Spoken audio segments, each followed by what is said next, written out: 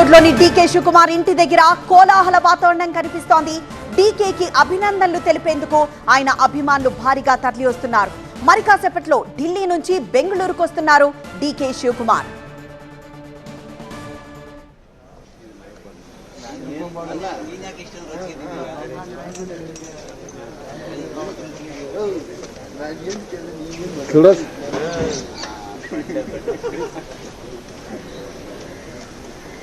DK Shivakumar ఇంటి దగ్గర కోలాహల వాతావరణం కనిపిస్తోంది. మరోవైపు సిద్ధరామయ్య ఇంటి దగ్గర కొంత డల్ సీన్ కనిపిస్తోంది.